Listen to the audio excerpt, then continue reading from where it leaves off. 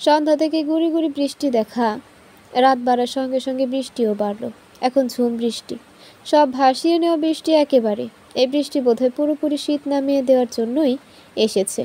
রতি গায়ের শালটা আর একটু গুছিয়ে নিয়ে বারান্দার দরজা আটকে দিল, জানালা আটকে পর্দাগুলো টেনে দিল। বজ্রপাতের আলোর ঝিলিক দেখলে রতির বুক কাঁপে ছোট থেকে। এখনো সেই অভ্যাসটা রয়ে গেছে। আবিরের উপস্থিতি রতির মনে গাঢ় বিষাদের রেখা টানে। রতি অন্যমনস্ক হয়ে পড়ল। চায়ের কাপটা হাতে তুলে নিতে গিয়ে চাটাই ফেলে দিল। কামিজে চা দিয়ে মাখামাখি। আবির ছুটে এলো এক প্রকার। একটু সাবধানে ভাবি, বলতে বলতে ফ্লোর থেকে ভাঙা কাপটা তুলে নিতে লাগলো সে। রতি জড়তা সমেত বলল, আপনি সরুন, আমি উঠাচ্ছি।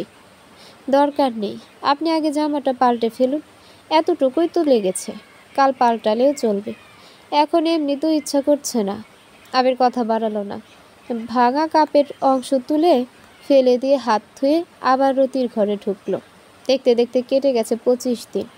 আজ রাত 3টায় আবিরের সৌদি আরবের ফ্লাইট, সে চলে যাচ্ছে। এই নিয়ে বাড়ির সবারই একটু না অনেকটাই মন খারাপ।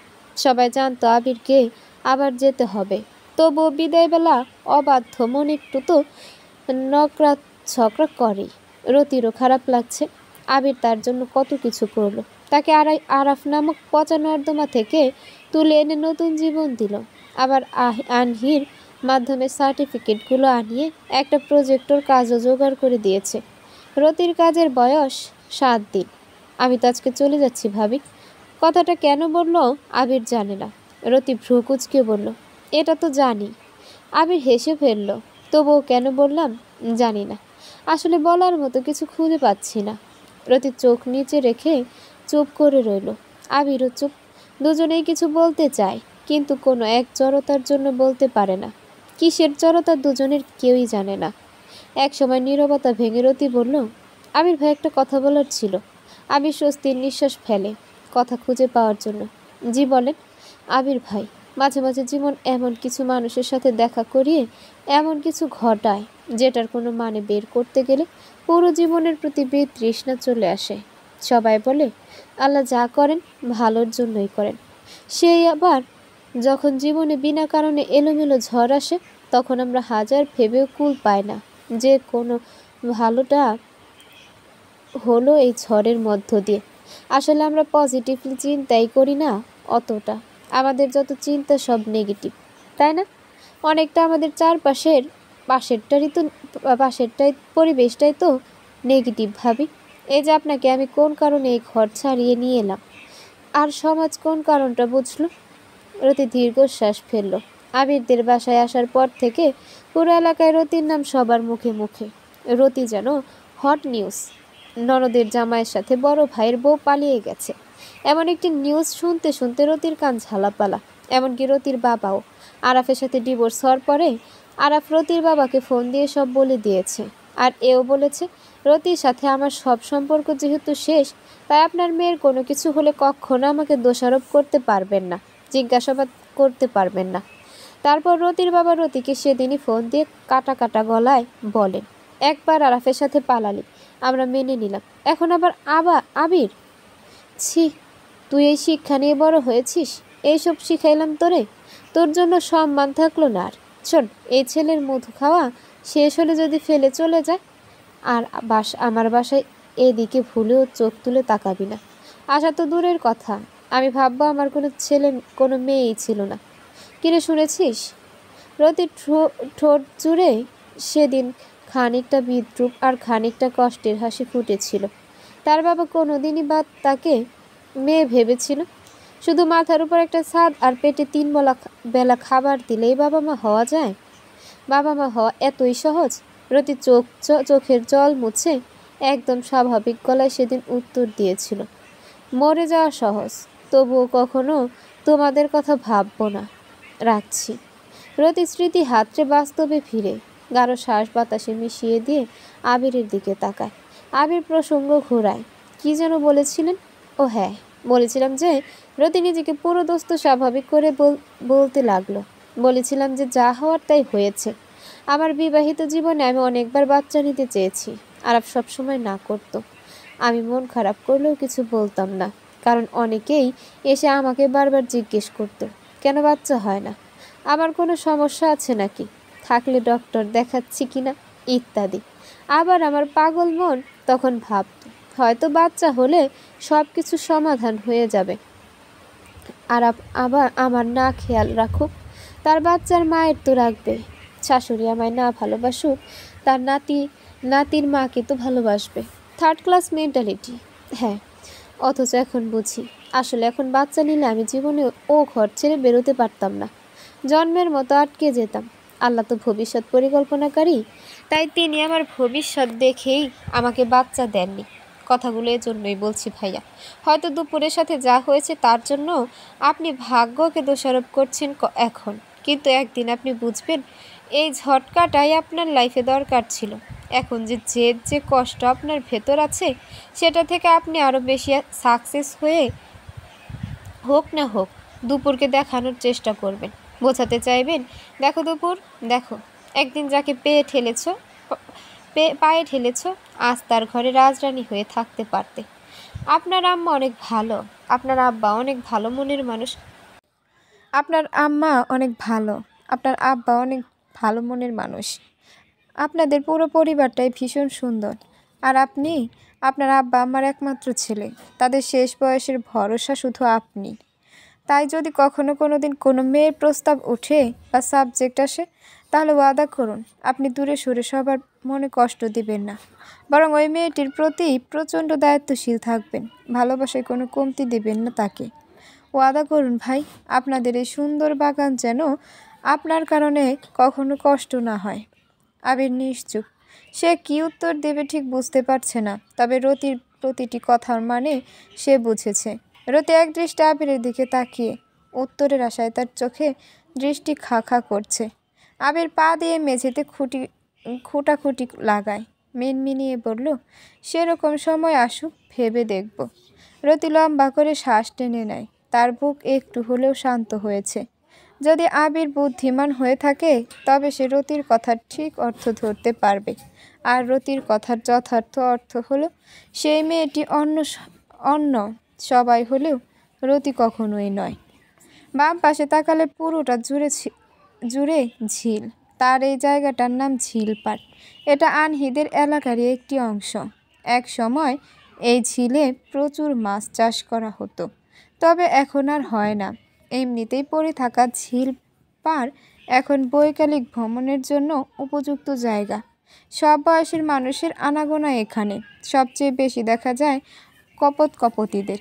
আনহি আর প্রান্ত আজ এখানে এসেছে, ওদের সম্পর্কের বয়স 22 দিন। প্রান্ত বলল, এভাবে কি হাঁটবেই, কোথাও বসবে না? আমিও এই কথাটাই বলতাম জানো। আচ্ছা, তুমি কি আমার মন সব বুঝে যাও নাকি? বুঝে যাও কি করে? উত্তরে প্রান্ত হেসে বলল, ওদিকে চলো, ওই জায়গাটা নিলিবিলি আছে, চলো।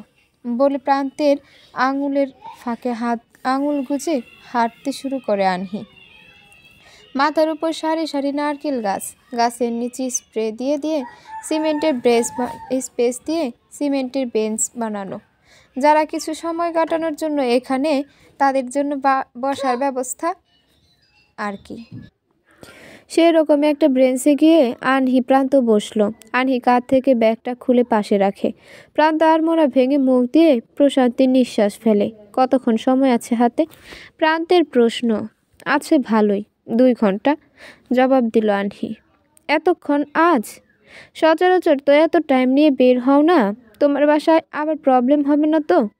প্রান্তের উৎকণ্ঠা। জবাবে আনহি মাথা নাড়ায়, না, কোনো প্রবলেম হবে না। আর হলেও আমি ভয় পাই না, আমি তো চুরি ডাকাতি করছি না, প্রেম করছি। আর প্রেম তো সবাই করে, কি করে না? আর এমনিতেও বাসায় আজকে আমার খোঁজ পড়বে না কেন? বড় ভাইয়ের বউয়ের পরিবার আসবে, এতক্ষণে এসেও পড়েছে বোধহয়। সবাই জানে আমি বড় ভাইয়ের বউকে সহ্য করতে পারি না, সো আর পরিবারকেও সহ্য করার কথা না, এজন্য বাইরে সময় কাটাচ্ছি, ব্যাস সিম্পল। প্রান্ত অল্প একটু হাসে। এই মেয়েটার মনের জোর খুব বেশি, সাহসও প্রচুর। প্রান্ত বলল, একটা কথা আজ করা হয় না, আজকে যখন সুযোগ পেলাম আজ বলেই ফেলি। কি? তুমি তোমার ছোট ভাইয়ের বউকে প্রচুর ভালোবাসো, তার ব্যাপারে সব কিছুই আমাকে বলেছ। সে যেখানে থাকে সেখানে যাও দেখা করতে, কিন্তু বড় ভাইয়ের বউকে আজ পর্যন্ত ভাবি বলেই ডাকলেই না, অন্তত আমার সামনে। আবার এখন বললে সহ্য করতে পারো না কেন আনহি? না মানে দুই ভাইয়ের বউয়ের প্রতি দুই রকম মনোভাব কেন? জবাবে আনহি দম টেনে নেয়। ঝিলের সবুজ শ্যাওলা পানি স্থির হয়ে আছে, একদম টান টান। সেদিকে চোখ নিবদ্ধ করে আনহি বলল, তোমাকে তো বলেছি রতি ভাবি কেমন মেয়ে, তার এই অসহায়ত্ব নাকি সরল মন আমি জানি না, কিন্তু কিছু একটা আমায় খুব টেনেছে। সে আমার ভাবি না, এর চাইতেও বেশি, বনির উপরে। দুপুরের জন্য আমার যতটা টান আসে তার চাইতেও বেশি আসে ভাবির জন্য। আমার কি মনে হয় জানো, ভাবির জন্য আমি জান দিতেও দ্বিধা করব না, আবার জান দিতেও। প্রান্ত চমকায়। আনহি প্রান্তের দিকে তাকিয়ে হাসলো। এভাবে লাফিয়ে উঠলে কেন? কি রকম আবল তাবল বলছো আনহি? প্রান্ত ভ্রু কুচকে ফেললো। আবল তাবলের কি আছে, যেটা মনে হয় সেটা বললাম। আর বড় ভাইয়ের বউকে আমার পছন্দ না, এই কারণে যে উনি অনেক স্বার্থপর মানুষ আর প্রচুর দেমাক, হিংসুক, অহংকারী। এই জিনিসগুলো আমি পছন্দ করি না। তাই এই জিনিস যার ভেতর আছে তাকেও আমার পছন্দ নয়, বুঝেছো? সে এক বাচ্চা না, 10 বাচ্চার মা থাক, তবুও যদি নরম সরল মনের হতো আমি তাকেও ভালোবাসতাম। কিন্তু ওনার বিহেভি আমাকে ওনার থেকে দূরে ঠেলে দিয়েছে। যেন সব বুঝে গেছো, এমনভাবে মাথা ঝাঁকিয়ে প্রান্ত বলল, বুঝলাম। আর তোমার পরিবার তোমার পছন্দ নয় কেন? তারা তো তোমার নিজের লোক। তাতে কি? তারা অন্যায় করলেও আমার সায় দিতে হবে তাতে? তাদের সাথে মিলে অন্যায় করতে হবে। সেটা যেটা অন্যায় সেটা অন্যায়, সে যেই করুক। বাদ দাও এসব কথা। তোমার সাথে ঘুরতে আসছি, একটু মুক্ত বাতাস মুঠো ভরে নিতে, আর তুমি এসব কি শুরু করলা? আচ্ছা বাবা, সরি, আর কোনো বাজে পেঁচাল না। ওয়েট, তোমার আমার মধ্যে কি আর কেউ এসে বসবে? আর কেউ আসবে মানে? কে আসবে? তাহলে তুমি আমার থেকে অত দূরে সরে আছো কেন? কাছে আসলে কি খেয়ে ফেলবো? আন্টি শব্দ করে হেসে উঠল। প্রান্তের দিকে এগিয়ে বসে বলল, বিয়েটা হতে দাও, কে কাকে খায় দেখতে পারবা। মানে তুমি আমাকে খাবা? প্রান্ত বিস্মিত। আনহির দুষ্ট জবাব, হ্যাঁ খাবো, কচ কচ করে পানি ছাড়া চিবিয়ে খেয়ে ফেলবো। এই যে এভাবে বলে বড় হাম মুখ করে প্রান্তের দিকে ঝুঁকে আনহি। প্রান্ত দ্রুত মাথা পিছিয়ে নিতে নিতে বলল, না বাবা, তোমার বিশ্বাস নাই। আনহি হো হো করে হেসে ওঠে। ঝিলম প্রজাপতির মতো উঠছে, তার মনে আনন্দের জোয়ার। বাবা মা বড় ভাই আসবে তাই। ভাবেও আসতো, তবে সে গর্ভবতী বলে আসতে পারলো না। ঝিলম রান্নাঘরের দরজায় উকি দিয়ে দুপুরকে উদ্দেশ্য করে বলল, এই দুপুর রুই মাছ রাধা কি শেষ? দুপুর অগ্নি চোখে ঝিলমের দিকে তাকিয়ে পর মুহূর্তে চোখ নামিয়ে ফেলে। আবিরের সাথে ডিভোর্সের পর তার জীবনে আরও একটি ভয়ঙ্কর ঘটনা ঘটেছে, আর তা হলো চাঁদকে টাকা না দেওয়ার কারণে চাঁদ সব ছবি নেটে ছেড়ে দেয়। দুপুরের কাছে টাকা ছিল, আবিরের ঝামেলার কারণে সব ভুলে গিয়েছিল সে, আর ফলাফল ইন্টারনেট জগতে দুপুর ভাইরাল। এলাকা পুরো গরম হয়ে উঠেছিল। মানুষ এসে কত কটু কথা শুনিয়ে গেছে। কেউ কেউ তো বলেছে রতির সাথে অন্যায়ের শাস্তি এসব থেকেই আরাফ তাসরিফের চোখে দুপুরের মূল্য শেষ। কয়েকদিন আগে দুপুর বসে বসে খায় দেখে তাসরিফ কত বকাঝকা। পরে আরাফের কাছে বিচার দিলে আরাফও উল্টো বলে, তোর ইচ্ছা করে বকছি নাকি? কাজ করস না বকবো না? কাজ করলে শরীর কমে নাকি? উল্টো ভালো থাকে। এরপর দুপুর বুঝে গেছে তার মূল্য কতটা। যদি ভাই ভাইয়ের পয়সা খেতে হয় তাহলে আর বসে থাকার জো নেই। মাকে ছাড় দেয়নি এরা, আর তো বোন।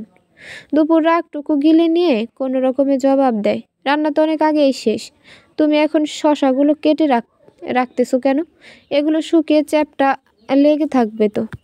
লাগবে না ভাবি, ফ্রিজে রাখবো। ঝিলাম কিছু বলল না, চলে গেল। দুপুরের দুই চোখ ভরে যায়। সে মিনমিনিয়ে বলল, আম্মু আমাকে কি আর বিয়ে দেবে না? এই জীবন ভালো লাগে না। লিলি বেগম সেমাইয়ের কিসমিস ছাড়তে ছাড়তে মুখ পাকালেন। যেই আকাম ঘটাইছেন, এখন আপনারে বিয়ে করব কেডা? এই এলাকায় না, সই দূরের কোথাও হলেও দাও। এই ঘরে কামলা খাটতেছি, এর যে শ্বশুর বাড়ি গিয়েই খাটি, তাও তো মনটারে বোঝাতে পারবো। টাকা পাবো কই? তোর বাপের কামাই আছে? যে সম্পত্তি ছিল গ্রামে, ওটাও তো বেঁচে তোকে বিয়ে দিলাম নাকি? এখন কি এই বাড়ি বিক্রি করে তোর বিয়ে দেব? আনহিটাকে কি দিতে হবে না? শুধু ছোট মেয়ের কথাই ভেবে গেলা? ভাবো ভাবো, একটা চর দেবো বেয়াদব। তোকে তো একবার দিছি বিয়া, তুই না খাইতে পারলে আমার কি দোষ? কি বলছিল এইখানে ওইখানে ঘুরতে? হ, কে বলছিল? দুপুরের বুক ফুরে দীর্ঘশ্বাস বেরিয়ে আসে। মাটাও পাল্টে গেছে, আজকে তো আরো বেশি গদগদ করছে। ঝিলমকে কি স্বার্থপর। দিনের সময় শেষ, সে ধীর স্থিরভাবে পৃথিবীর কাছ থেকে বিদায় নিচ্ছে। ওদিকে আধার নিজের গোফে তা দিতে দিতে বুক ফুলিয়ে দাঁড়িয়ে অপেক্ষায়, কখন পুরোপুরিভাবে নিজের রাজ্য স্থাপন করতে পারবে প্রকৃতিতে। আনহি প্রান্ত বাদাম খেতে খেতে ঝিলের পাহাড় ধরে হাঁটছে। প্রান্ত বাদাম ছুটছে, আনহির হাতে দিচ্ছে, আর আনহি খেতে খেতে কিছু একটা নিয়ে গভীর ভাবনায় ডুবে গেছে। প্রান্ত ডাকলো, আনহি আনহি, ছোট করে সাড়া দেয়। কি ভাবছ? এত চুপচাপ হয়ে পড়লে যে? কিছু না। আনহি ভালোবাসাটা এড়িয়ে যায়। এখান থেকে রিক্সা নিয়ে চলে যাবে সে, আর প্রান্ত হেঁটেই বাড়ি ফিরবে। তার বাড়ি এখান থেকে খুব দূরে নয়, ওয়াকিং ডিস্টেন্স। আনহি দাঁড়িয়ে বলল, আমার আবার রিক্সা নাকি? তুমি কিন্তু বললে না কি ভাবছিলে, নাকি বলতে অসুবিধে? বলতে বলতে বাদামের শেষ টুকরোটা হাতে নিয়ে প্যাকেট খুলে দিল প্রান্ত, তারপর হাত দুটো জড়াতে লাগলো। আনহি মাথা নাড়ায়, না না, তেমন কিছু ভাবছিলাম না। ভাবছিলাম আমাদের সম্পর্কের কথা। ভ্রু কুঁচকে গেল প্রান্তের। আমাদের কথা নতুন করে ভাববার কি আছে? তুমি আসলে অনেক বোকা, বুঝছো? ভবিষ্যৎ নিয়ে ভাবতে হবে না? জীবনে এই প্রণয়কে কাজে লাগাতে, পরিণয়ে রূপ দিতে, যেটা তো সেটা ও তাই বলো। সেটা তো আমাদেরই ভাবতে হবে। ও তাই বলো। তো কি ভাবলে? এখনো তেমন কিছু ভেবে পাইনি। আসলে ভাবার সঠিক সময়টা হয়তো এখনো আসেনি। তোমার পড়ালেখা শেষ হোক আগে, তারপর দেখা যাবে। ততদিন তোমার ফ্যামিলি থেকে কোনো প্রকার প্রেশার আসবে না তো? আনহির উদ্বেগ ও কণ্ঠে উদ্বেগ টের পায় আনহি, কিন্তু অনেক অবাকই হয় সে। কত কম দিনের সম্পর্ক, তার উপর প্রান্তর ছেলে মানুষ আনহিকে চেনেই বা কতটুকু, অথচ এখন আনহিকে হারানোর ভয় পাচ্ছে।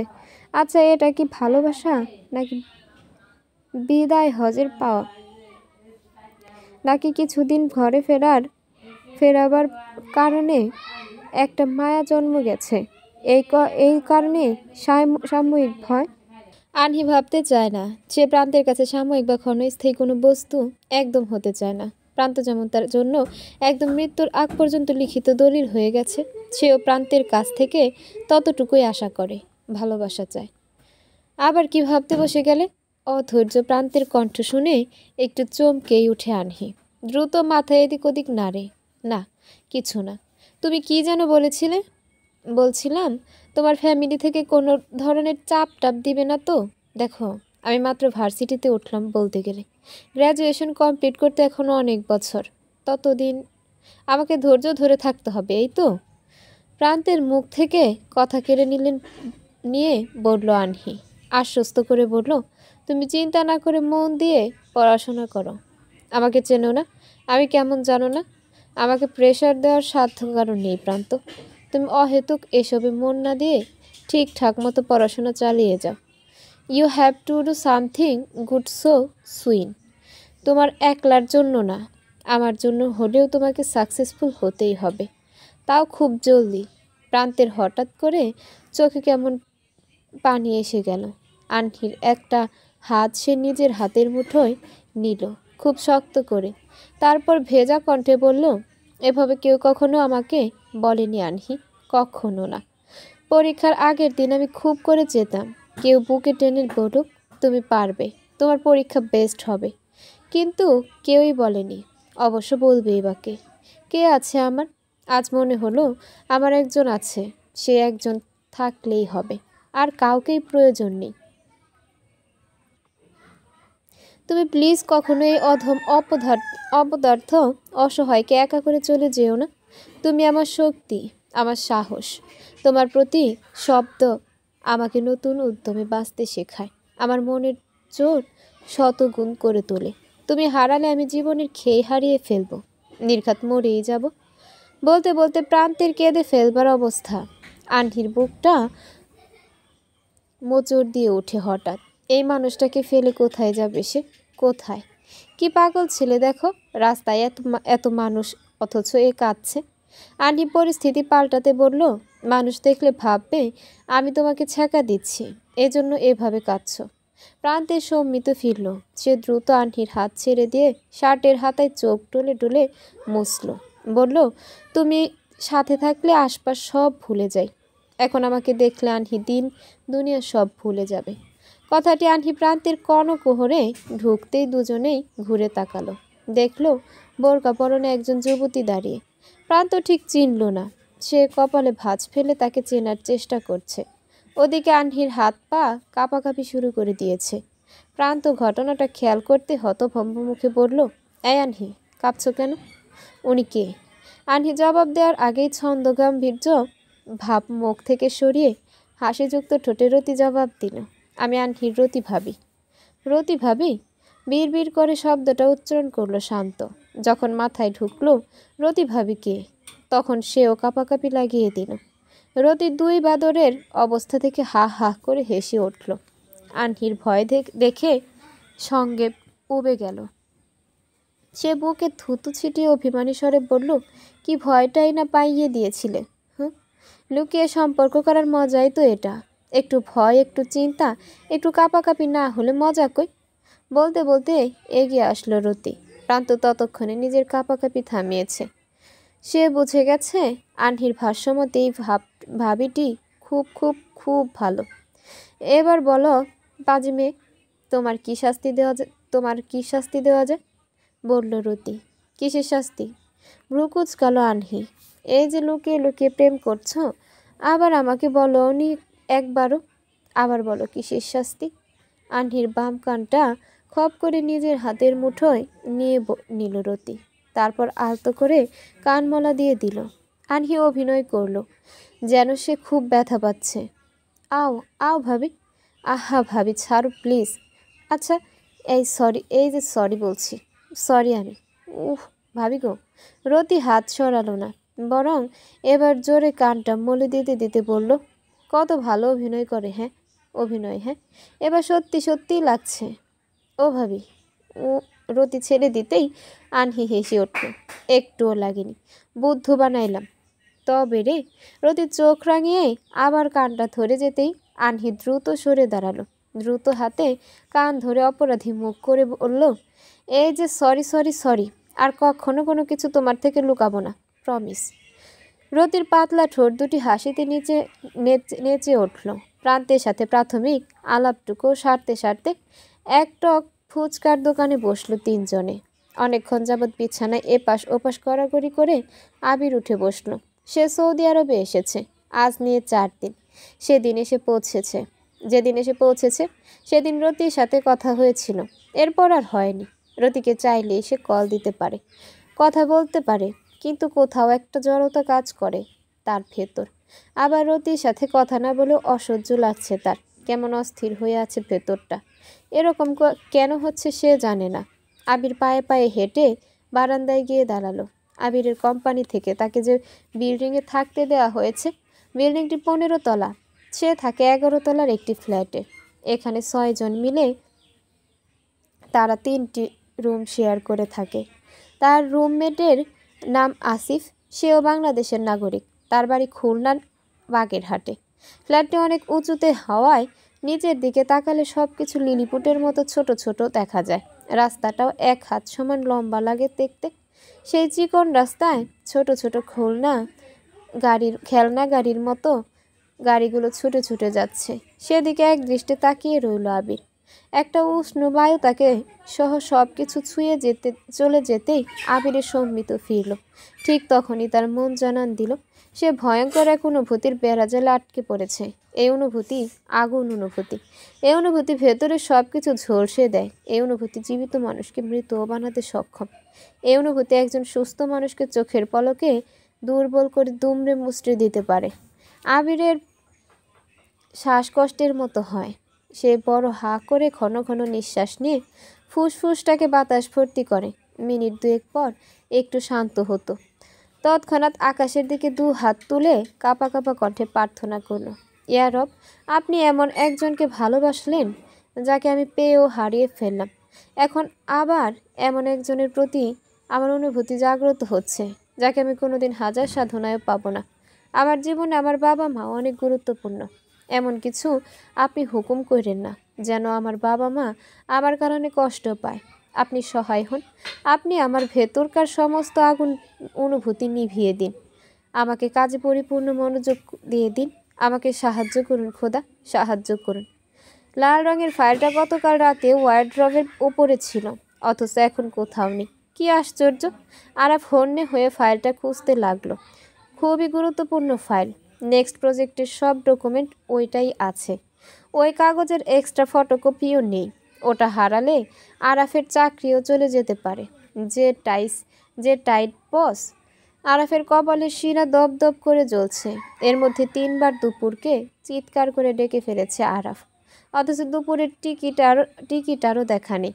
আরাফ আবার পুরো বিছানায় ওয়ার্ড্রোব তন্ন তন্ন করে খুঁজল। তারপর দুপুরকে 4 বারের মতো চেঁচিয়ে ডাকলে আনহি এসে দরজায় দাঁড়ালো। কিছু লাগবে ভাইয়া? আবার বাসায় নেই? গেছে কই? আম্মুর সাথে কোথায় গেছে জানি না। তোমাকে এরকম উদ্ভ্রান্তের মতো দেখাচ্ছে কেন? কি হয়েছে? আরাফ কপাল থেকে ঘাম ফোঁটাগুলো মুছে নিতে নিতে বলল, একটা লাল কালারের ফাইল রাখছিলাম, এই যে এখানে। এখন আর কোথাও পাচ্ছি না। একটু দেখ না খুঁজে, খুবই ইম্পর্টেন্ট। আনহি ভেতরে ঢুকলো। সেও আশপাশ সব খুঁজলো। কি মনে করে ওয়ার্ড্রবের পেছনে একজোড়া টিপে তাকালো। তার সন্দেহই ঠিক ছিল। ফাইলটা ওয়ার্ড্রবের পেছনে পড়ে আছে। আনহি ডাকলো, ভাইয়া এই যে এখানে পড়ে গেছে, ওয়ার্ড্রব সরাতে হবে। পেয়েছিস? আরাফ এসে সেও দেখলো, চেষ্টা করলো কাঠি ঢুকিয়ে বের করার, পারল না। তারপর হাল ছেড়ে দিল। ওয়ার্ড্রব সরাতেই হবে দেখছি। না হলে আনা যাবে না। আচ্ছা পরে সরাবো, এখন আর পারবো না বাবা, থাকুক ওখানে, আমি শেষ। আরাফ বিছানায় উপুর হয়ে শুয়ে পড়ল।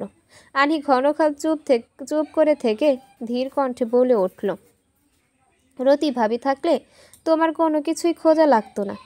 সে সব কিছু ঠিক তোমার কাজের আগে রেডি করে রাখতো। সোনার কদর সবাই বুঝে না, সবাই খুঁজে ডায়মন্ড। আরাফ ঝট করে উঠে বসতে আনহি দ্রুত পায়ে বেরিয়ে গেল। ওর যাওয়ার দিকে তাকিয়ে রইল আরাফ। তখন পায়ের নিচে কিছু একটার অস্তিত্ব অনুভব হয়।